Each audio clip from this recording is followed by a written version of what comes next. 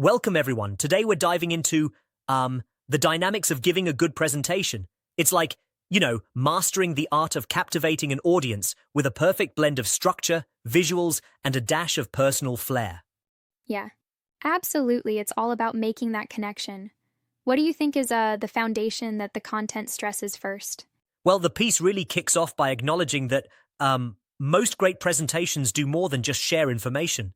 They engage your audience emotionally. Yep, And it's all about feeling something: inspiration, excitement, maybe even empathy. that's right. And I like that it points out the natural fear people experience. Public speaking anxiety is super common, right? Exactly. It even mentions that somewhere between 75 to 77% of people feel nervous when speaking publicly. And Hmm. interestingly, it sort of flips that fear into a tool, suggesting that this nervous energy can actually fuel your preparation. Yeah, like using your adrenaline to really fine tune your content before you step on stage. Right. And speaking of content, one of the top tips is keeping it simple. You got to tailor your message based on who's in the room.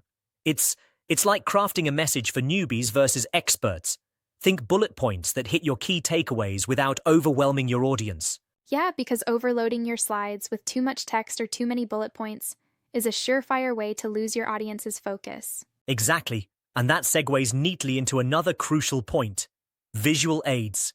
The article really emphasizes how visuals, photos, videos, even a little bit of good design can make your Yep. message pop. It suggests using high-resolution images, minimalistic backgrounds, and maintaining consistent fonts to avoid distractions. But, don't you think sometimes designers might overdo it? I mean, there's a fine line between enhancing your slides and turning them into a visual circus. Oh, for sure. And actually, the content touches on that. It warns against misusing animations and transitions. Keeping things elegant and straightforward is the key here, so the visuals support your words rather than overshadow them. Right. Now, moving on, another really interesting tip was the 10-20-30 rule. Could you elaborate on that? Absolutely. So the 10 to 20-30 rule, as popularized by Guy Kawasaki, suggests that a presentation should have less than 10 slides, last no more than 20 minutes, and use a font size of 30. It's Yeah. like condensing your content to its most impactful essence, so you don't risk losing your audience in a sea of data. That rule really forces you to focus on quality over quantity, which I think is a game changer, especially in high stakes environments. Absolutely. And it's all about ensuring your audience is following along each step of the way. Another key point raised is storytelling. The piece highlights how sharing personal anecdotes or powerful stories not only builds credibility, but also makes what you're saying way more relatable. It's like inviting the Uh huh. audience into your world. Yes, and I appreciate how it offers practical advice on making eye contact. I mean, maintaining that connection, even if it's just focusing on someone's forehead, can really make a difference. Exactly, that part was gold. The suggestion to make eye contact for just 3 to 5 seconds with different people ensures nobody feels left out. Hmm. It's such an approachable trick to democratize attention in a large room. And speaking of large rooms, the article also dives into stage presence. It emphasizes having open arms, moving around a bit, and letting your body language amplify your message. That's something so many people underestimate. True, it reinforces that your tone, gestures, and even a well-timed pause can, transform your delivery. Imagine it's like performing on stage, where every move counts. Absolutely. But here's where I kind of challenge one idea: the suggestion on using note cards. I get that they're a safety net, but sometimes they can, make your delivery seem less natural. What do you think about that? That's a fair point.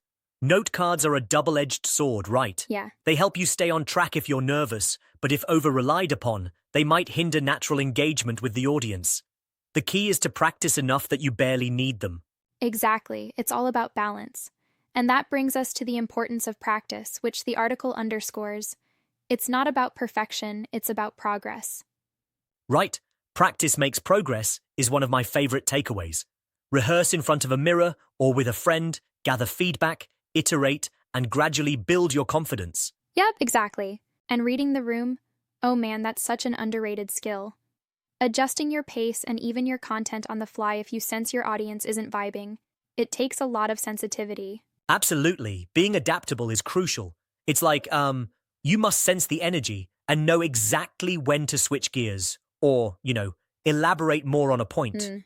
It's a constant feedback loop with the audience. There's also that bit about breathing. It might sound small, but really, taking deep breaths can be a lifesaver when you're feeling overwhelmed. Totally agree. It's almost like a reset button. Before you dive into the thick of your delivery, pausing to breathe helps recalibrate your nerves and bring in a bit of calm. Yes, exactly. And let's not forget the final call to action. Ending with a clear next step ensures that your presentation not only informs, but motivates your audience to act. Right. A call to action seals the deal. Whether you're encouraging them to rethink their habits or to reach out for more information, having a strong finish makes your message truly memorable. Uh-huh. Now, putting it all together, it's clear that a memorable presentation is not just about, the slides or the content. It's about the overall experience you craft. Would you say that sums it up? Exactly. It's the synergy of content, design, delivery, and authenticity. It's like assembling a puzzle where each piece must align perfectly, whether that's through storytelling, visual aids, or, a well-practiced routine. Yeah. And I love how the advice here really demystifies the process. It makes it feel like everyone can improve their presentation skills with just a little focused effort and, some really smart techniques. Precisely. The article demystifies public speaking by breaking down each component, techniques that anyone can adopt, whether you're pitching in a boardroom or speaking at a community event. It's also reassuring that even seasoned speakers have room to grow. I mean, no one's presentation is flawless, right? Definitely not. And that humility is refreshing. Acknowledging mistakes and learning from them is, what makes every presentation an opportunity to get better. Right? One more thing. I appreciated that the article also highlighted using your passion. Really let your enthusiasm shine through. Because when you're passionate, your audience is naturally drawn in. Absolutely. Showing genuine excitement is contagious. It's like, if you're really into your topic, everyone's going to catch that energy. Yeah, exactly. So, in a nutshell, we're looking at a multifaceted approach. Simple and clear content, compelling visual aids, strategic structure, and that personal touch. Together, they really set your presentation apart. Exactly. It's about, leveraging every aspect of communication to deliver not just information, but an experience. Whether you're battling nerves or fine-tuning your slides, these tips offer a treasure trove of strategies for captivating any Right on. audience.